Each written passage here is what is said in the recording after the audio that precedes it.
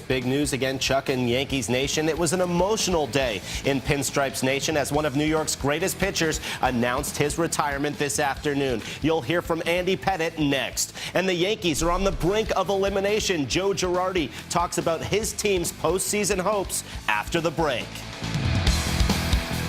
Verizon Fios for America's fastest, most consistent, most reliable internet.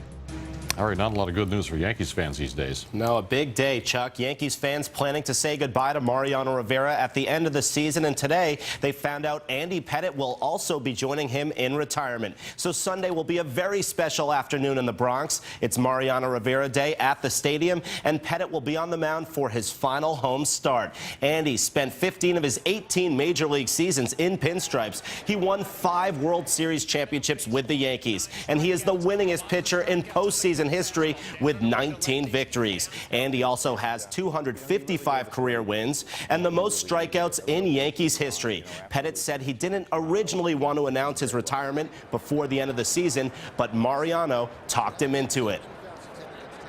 He was just so supportive of it and told me I had to announce it and that I should, and that, I mean, that he thinks it's going to make the day even better. I mean, and to hear him say that and to, you know, to feel that way about it, you know, I feel like we're connected, you know. We've had a great run here. Part of me coming back was to try to do this run again with the group of guys that we had here, you know. And it's starting, you know, to get towards the end of that. And we've had a great run, and my time here, you know, is done. Well, unfortunately, it doesn't appear that Andy will be pitching in the postseason for the Yankees. With 9 games remaining, the Bombers are 3.5 games back in the wild card race, and it would take a lot of winning and a lot of luck for the Yankees to make up that ground. They start a 3-game series with the Giants in the Bronx tonight. CC Sabathia goes against Tim Lincecum, and manager Joe Girardi remains optimistic.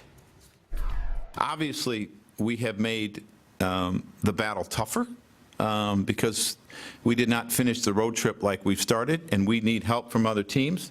But the only thing we can do is control what we do. And for us to reach the playoffs, we're going to have to play a lot better.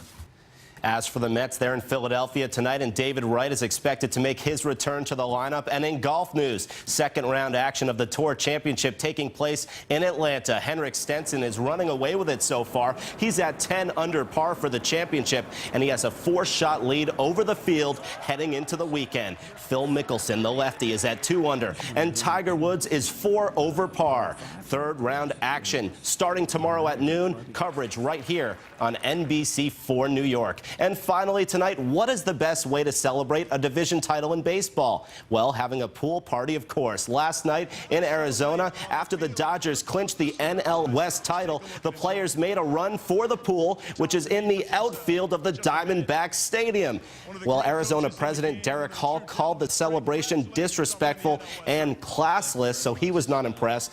But it looks like the Dodgers were just caught up in the moment and having a good time. I don't think they really cared if they offended anyone. Apparently not. No. And nobody got hurt, right? No, Which just was a big good thing. time. Okay, great.